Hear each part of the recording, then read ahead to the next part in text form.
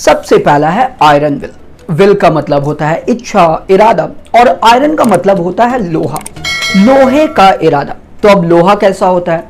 लोहा बहुत ही स्ट्रॉन्ग, बहुत ही मजबूत होता है, right.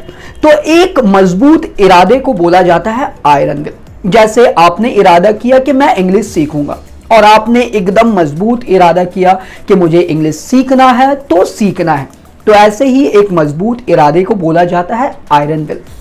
Chanakya was a man of an iron will, यानी चाणक्य एक मजबूत इरादे वाला इंसान था, मतलब चाणक्य का इरादा मजबूत था, ये करना है मतलब करना है।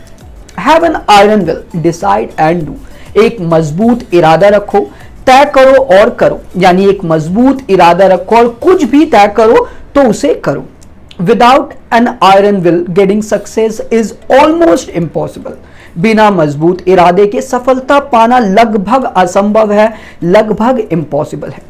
Because of an iron will she is successful today, एक मजबूत इरादे की वजह से वो आज सफल है। तो ये है आज का हमारा पहला इडियम, आयरन विल यानी मजबूत इरादा। दूसरा है all at once. All at once का मतलब होता है अचानक, सडनली। जैसे आप कोई मुश्किल में पड़ गए, you got into hot water, और बहुत देर से उस मुश्किल से निकलने का हल ढूंढ रहे, बट आपको कुछ समझ नहीं आ रहा हो, और अचानक से आपके दिमाग में एक आइडिया आया। तो आइडिया कैसे आया? आइडिया अचानक आया, तो बस उसी अचानक को बोला जाता है all at once. All at once an idea popped into my head, अचानक मेरे दिमाग में एक आइडिया आया, एक विचार आया। All at once I saw a snake creeping on the floor, अचानक मैंने एक सांप को फर्श पे रेंगते हुए देखा। All at once the door open, अचानक दरवाजा खुला। All at once she lost her temper, अचानक उसने अपना आपा खो दिया।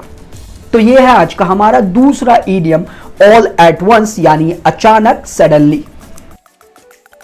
तीसरा है bag and baggage. Bag and baggage का मतलब होता है पूरी तरह अपने तमाम साजो सामान के साथ पूरा बोरिया बिस्तर बांधकर। जैसे अंग्रेजों ने कई सालों तक इंडिया में राज किया, लेकिन अब वो अपने तमाम साजो सामान के साथ अपना पूरा बोरिया बिस्तर बांधकर पूरी तरह इंडिया छोड़कर चले गए।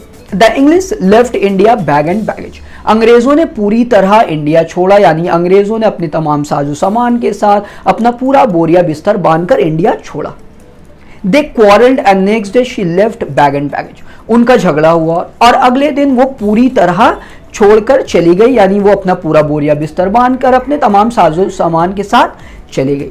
हर tenant left bag and baggage without paying the rent, उसका टेनन बिना पैसे दिए अपना पूरा बोरिया बिस्तर बांधकर पूरी तरह चला गया। They threw her out of the house bag and baggage, यानी उन लोगों ने उसे पूरी तरह तमाम साजो सामान के साथ घर से निकाल दिया। तो ये है आज का हमारा तीसरा इडियम। चलिए देखते हैं हमारा चौथा इडियम, जो कि और भी काफी इंटरेस्टिंग है। चौथा है एटमोस्ट। एटमोस्ट का मतलब होता है ज्यादा से ज्यादा। There are at most 1200 students in our school. ज्यादा से ज्यादा हमारे स्कूल में 1200 छात्रा है, 1200 स्टूडेंट है।